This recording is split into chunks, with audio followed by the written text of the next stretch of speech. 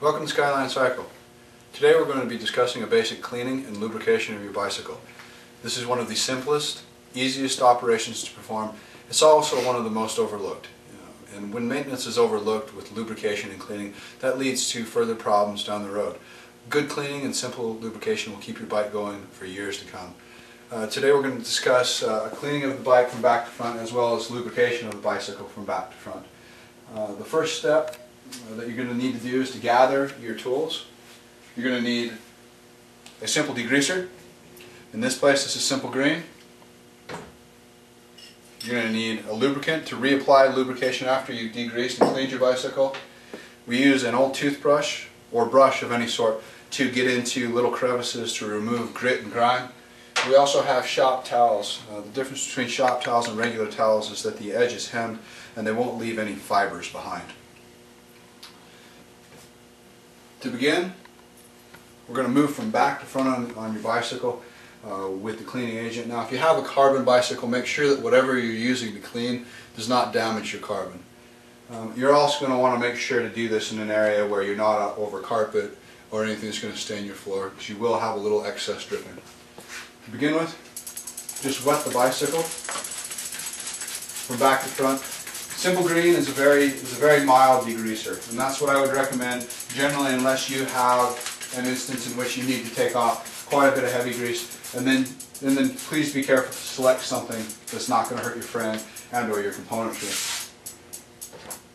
Next we're going to begin with the shop rag. We're going to start at the back of the bike and move towards the front of the bike, thereby knowing that we're in a pattern and we're not missing componentry and pieces as we're going forward. As you can see, I'm now wiping the seat stays, moving into the chain stays, and you can really maneuver these rags around quite handily to get into different little nooks and crevices. I'm going to do the rear derailleur,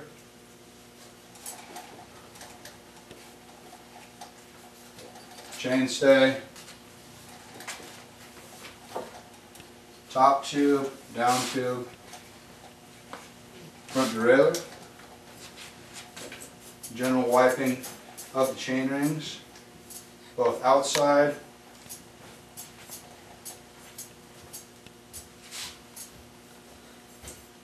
and inside.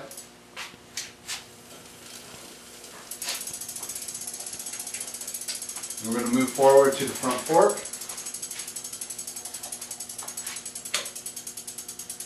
the front wheel,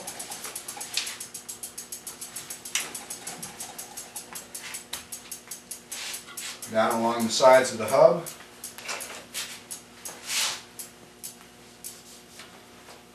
and then inside your hub. So there's quite a bit you can do with just a simple rag and a little cleaner. The next step is we're going to grab our toothbrush.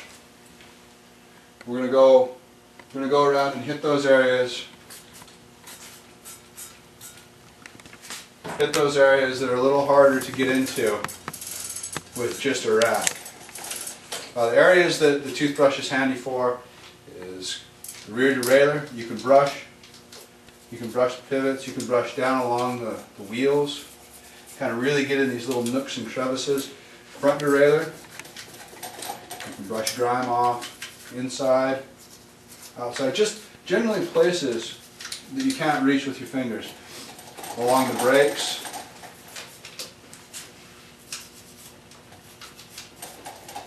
and you'll see that I'm working the toothbrush in unison with the rag, wiping, kind of cleaning it as we move forward. And we're going to do the front brakes.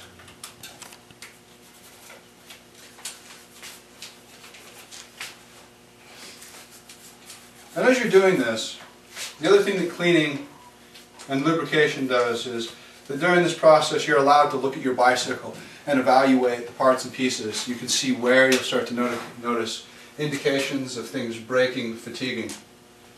Okay, we've basically degreased and wiped the bicycle from back to front now. The next most important step is going to be reapplying lubrication. Tonight we'll be using, this is Triflow, this is a Teflon carrier, so this leaves a Teflon residue behind.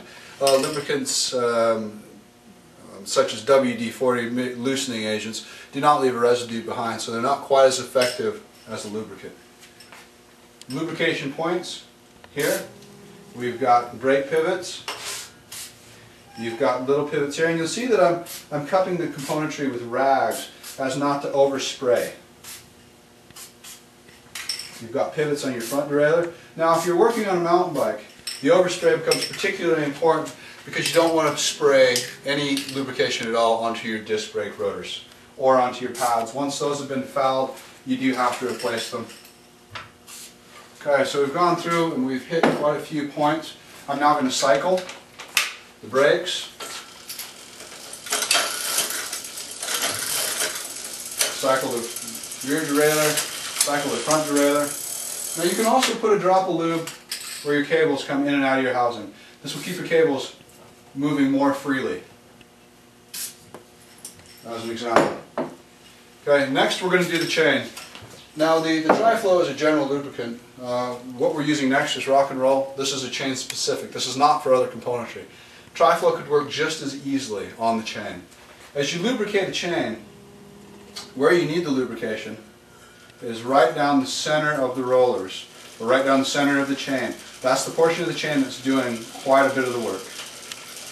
Now the secret to any good lubrication job is to then go back and wipe off all the residual lube.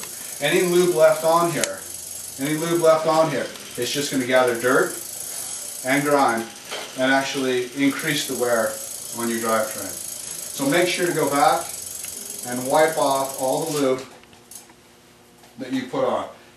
You don't want to leave as little behind as possible, just to make sure that you've lubed not excessively. Here, put a rag, wrap it around the chain, and then pedal backwards.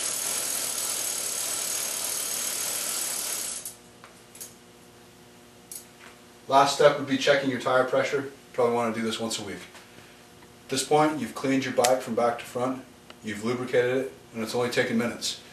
You're probably saving yourself quite a bit of work down the road, as well as making your componentry last longer. If you have any other questions about lubrication and cleaning, look us up on the web at www.skylinecyclery.com or shoot an email over to info@skylinecyclery. Thanks for joining us.